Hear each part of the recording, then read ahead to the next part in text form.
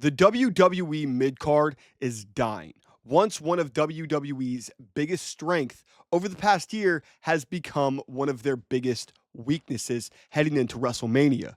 How did this happen and is it fixable? Let's talk about it.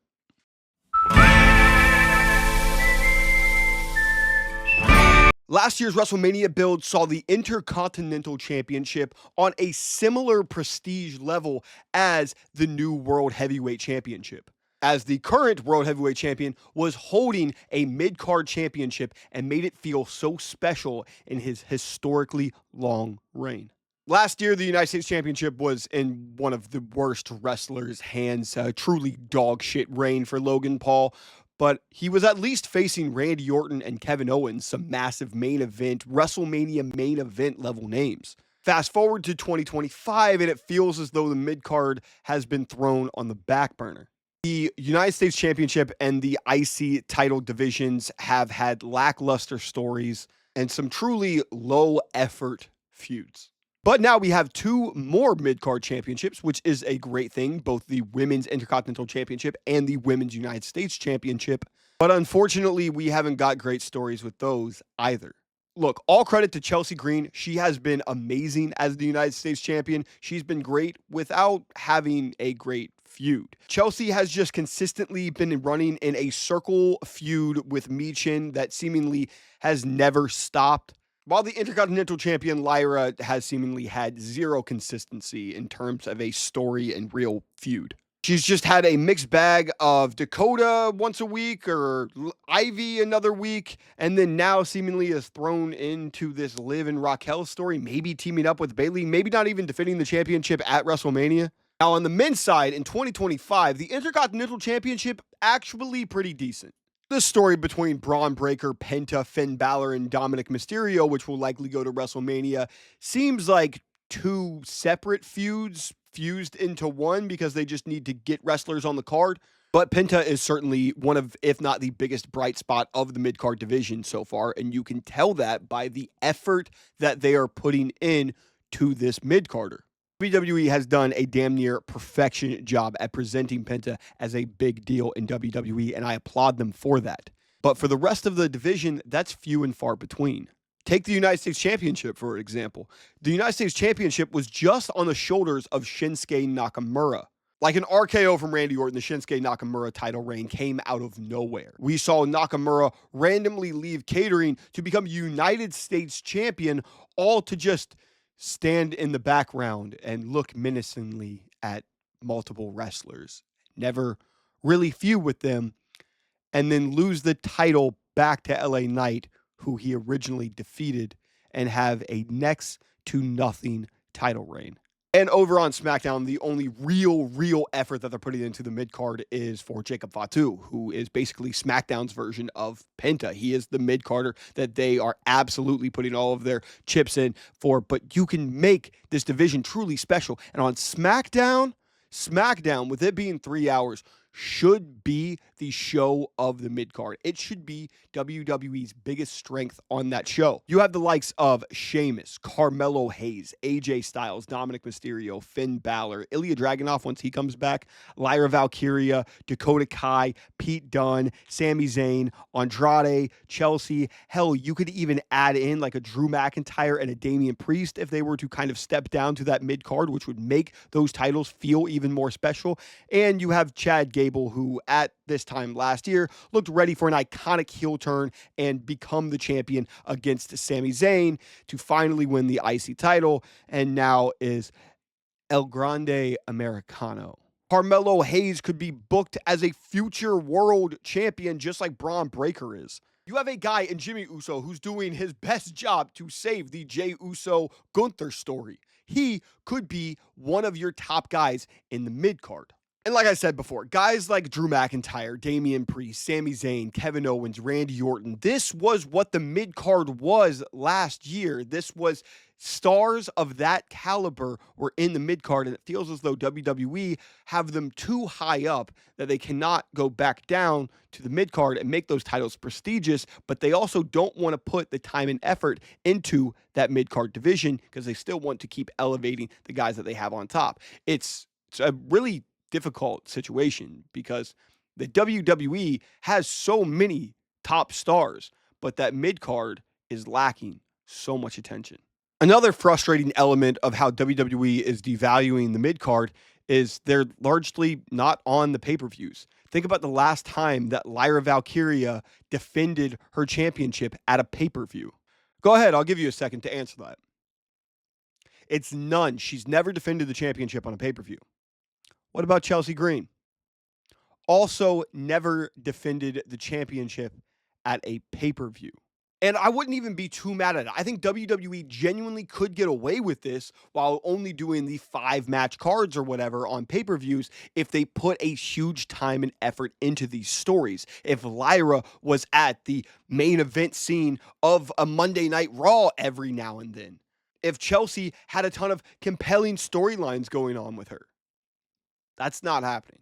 I think that there's a very easy story to tell with Lyra Valkyria facing Becky Lynch for the Intercontinental Championship at WrestleMania, as Bayley could take on Roxanne, and we could see Charlotte taking on Tiffany, and we could see a whole passing of the torch of the, once 4 horsewomen generation passing the torch to the newer generation. Or maybe somebody like Becky wins and Lyra seems like she has failed Roxanne and Tiffany and she isn't as good as the rest of them. There's a ton of stories to tell that are compelling in this mid-card division. It just feels like WWE is doing as low effort as possible, and they're just going to put her and Bayley into a tag match that kind of makes no sense and is completely random and out of nowhere. And I don't think that Chelsea's guaranteed to be on the WrestleMania card either, unfortunately.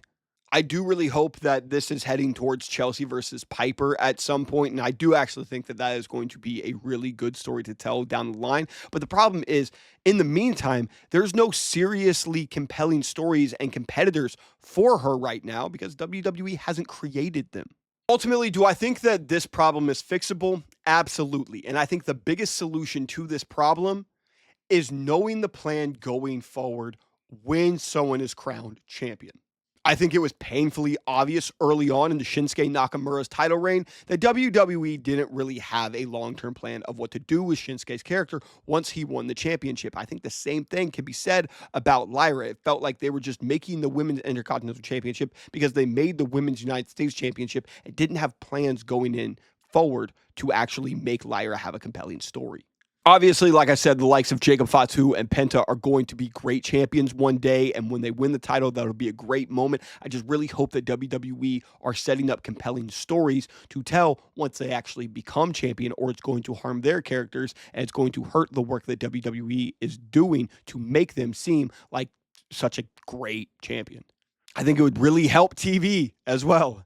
Raw is relatively pretty good from week to week, but SmackDown can be a drag. And I think that making compelling characters for Jacob Fatu to go up against instead of just it being this slow burn for Solo Sikoa, personally, I liked Jacob and Braun at the very, very beginning, but now it's kind of the same thing. It's such a repetitive thing, and that's not just in the mid-card. That's for the likes of Jay and Gunther as well. But you see, when you throw in a compelling mid-carder like a Jimmy Uso, the story can get a lot more interesting. You can do that on SmackDown with Jimmy too, WWE. I also think another big change will be when WrestleMania is over and we see some NXT call-ups. I think the likes of Trick Williams, Wesley, Ricky Saints is really going to help the men's mid-card division, while the likes of Julia and Roxanne can truly change that women's division and make for more compelling stories. I don't believe that WWE deserves a pass for treating their mid-card division like this, but I am very excited to see a lot of the injured wrestlers come back and try to revitalize that division. The likes of Ilya Dragunov, Bronson Reed, Noam Dar if he's called up, Becky Lynch, Asuka, JD McDonough, Tyler Bate, Kairi Sane, Alexa Bliss, Nikki Cross could all really help that mid-card division. Most importantly, I think that the mid-card division needs structure and it needs serious TLC. And that may come from a more balanced Raw and a balanced SmackDown, more TV time given to the mid-card division as opposed to almost doing the American system of giving everyone at the top all of the time and attention in the world and kind of just letting everyone else just fight for the crumbs. Sheamus has one of the most compelling stories that there is in WWE to tell. And whether he's going to do it at WrestleMania or not, win the IC title, he has a very interesting story right now. I don't see why WWE is not putting that on television heading into WrestleMania. It's one of their biggest fumbles so far in this WrestleMania, the road to WrestleMania. I will shout from the rooftops that Carmelo Hayes is the future. So I'm very interested to see why WWE is doing next to nothing compelling with him outside of just having him randomly lose to a Damian Priest or a Randy Orton, or he's doing Mellow Don't Miz segments. It looked like WWE were going to tell a compelling story with AJ Styles and Braun Breaker that I would be very excited to tell. And you could also kind of bring in Braun Breaker's family and how his family was fighting with AJ in TNA. And there's a lot of things to say there. And it looks like they just dropped that. And maybe AJ Styles is going to face Logan Paul if they ever actually do some things on TV. No bullshit. I do think that Dom winning the Intercontinental Championship would really, really help the division with so many good baby faces, but I don't know when exactly that is going to happen. I'm excited to see if Zelina is really going to have a shot against Chelsea, but she also just lost to Piper, so I don't know if she just lost to Piper, if that's going to give her a shot against Chelsea, but I really like to see Zelina pushed as a more serious character. I personally think that the women's division suffers the most because of just the lack of time. Chelsea is the perfect example of maximizing her minutes. She's not on for the longest time, but she'll be in a couple, 60-second segments that are just so entertaining that you want to see more from her. But she would still benefit heavily from getting pay-per-view time and getting some serious main event spots. And allow Lyra to have more of the multiple 60-second segments. She can be going up against multiple people because people should be going after her for being the Intercontinental Champion. And it feels like outside of just Ivy and Dakota, nobody cares about that title now. While I think that these problems are very fixable, I don't know if WWE is going to put the time and effort into it before WrestleMania. So I think that this may be an after WrestleMania, possibly draft reset to really help out these divisions. And I'm hoping, I'm praying that we are going to see a completely changed mid-card division after WrestleMania. But right now, I'm a little scared it's on life support. Let me know what you guys think. Thank you for watching this video. Doses.